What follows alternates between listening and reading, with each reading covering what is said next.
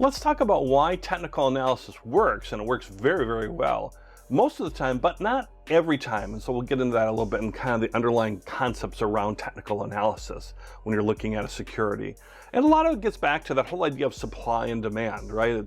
If you have a lot of demand for something, the prices will rise up. You know, if somebody really wants, a whole bunch of people are buying a certain product, for example, you know, the person who sells that product could raise the price.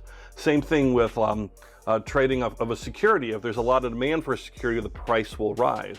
And so what this leads with the supply and demand, it leads to predictable behaviors. If we start seeing certain patterns or certain things happening, we can anticipate that there's going to be changes or things that are going to happen that are as a result of that supply and demand. And it's been around a long time. I mean, it's been around since like the first time it was ever talked about in the book I read was in 1948. So it's not something that's like just brand new that's never been really proven or tested. It's been used for a very long time. In fact, some things like candlestick price patterns and all that have gone way back, hundreds and hundreds of years back in Japan. But certainly the term technical analysis, certainly since 1948, and many different things around that and proving why that works. But not all the time. So let's talk about what's the idea behind this. And one way to think about it is how people will travel together, or people will invest together, or traders will get an idea and they'll kind of start moving together, right? And that's kind of what we think about as trends, right? Think we're all kind of moving in the same direction. It's almost like a herd mentality, right? Okay, so I'm not going to say that people are like sheep. Okay, people are not sheep. Okay, but it's the idea of a number of people or animals traveling together, going in the same direction.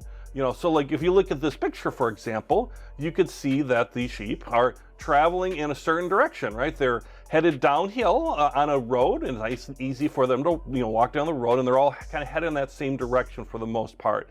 You can even consider that momentum investing, right? And we'll talk about momentum indicators, where they're all kind of headed in this easy trend going down the road. But you might also notice something that's going on that's a little different in the upper left. Do you see the little grass there on the left? And there's a few sheep who went on the grass, said, hey, this looks pretty good over here. Let's go over here and have some grass.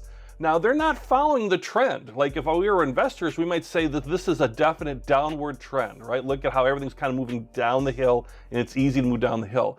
But we'd want to watch what's going on that hill over there, because that might be what we would call in technical analysis a breakout or a changing of the trend. And is it going to be a real breakout? Is it going to change the trend? Are the sheep going to change their direction and now go to the hill? So if we think of this as terms of a security, let's say prices have been falling, going down the hill, but now something's happening, something in the news or people are just for whatever reason are changing that supply and demand, and they're going to now go on the hill and the prices are going to start to rise. So if we have an indicator that says, oh, when certain things happen, people are going to start changing, the prices are going to start rising, kind of the idea of just like we see enough sheep that go up on the hill, the sheep will change direction too. So maybe it's a breakout, maybe a trend is forming, maybe it's just a retracement, which is another term for just a temporary move where it kind of goes up for a little bit and then comes back right away. It's a temporary move. So we're going to learn all about that. So that's the underlying idea of why it works, because it's looking at these big kind of macro type trends. Now it doesn't work every time because one, nothing's 100% perfect, of course. And then there's unexpected random events that can occur. And these random events could come at a company level. Let's say the CEO unexpectedly dies or gets fired or something happens. There's something that could happen at a company level, or they miss an earnings announcement unexpectedly, can drive prices up and down. But then things that can happen at real big country or global levels too, that are really beyond our control and even beyond our analysis, because something really unexpected happens. I mean, if we think about something that was really a big unexpected thing, or that had a certain shock to all the security markets for a time being, was like COVID-19. Remember back 2020, we had COVID-19, and if we look at this chart here, if you go on the left, this represents prices. Amazon's in the blue for Amazon as a stock. And then we've got on here Norwegian Cruise Lines, right? So cruise ship, and we've got the S&P 500, like 500 large USA stocks to just compare them. And if you look to the left, you can see how the lines are together and how this represents prices. And so they're all kind of trending together as far as the prices. And then in February and March, it becomes known that COVID is really going to be a problem, it becomes a global pandemic and gets announced that way, and governments start talking about it in that way. So it sends all the prices down, no matter how good a stock is or how good a security is. It sends everything down because there's this big unexpected event.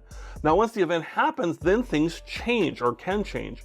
You can see where people look at Amazon and say, whoa, wait a minute. In a pandemic where we can't get out and we're locked down and we need goods supplied to us to our home, maybe right directly to our door, where are you going to buy it from? Amazon. This is good for Amazon. And as you can see, Amazon's price took off for the rest of the year from that.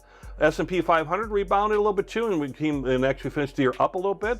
But if you look at Norwegian Cruise Line, they went way down and hadn't recovered at least during the year of 2020. A little bit of recovery, but not a lot. Because again, this unexpected event had a bigger impact on them. I mean, who wants to be on a cruise line when you've got a pandemic? And you remember the early stories about COVID-19, it was people trapped on cruise ships and they couldn't get home, and COVID was raging. So you can see the impact that this unexpected event happens. So sometimes it happens, and you're going to learn about how we're going to put in built-in protections and things like that to limit our losses, like with stop loss orders and things we're going to learn about, and how we can recognize these trends so we can get out quickly to its technical analysis about buying at the right time, but also selling at the right time and avoiding big losses like that.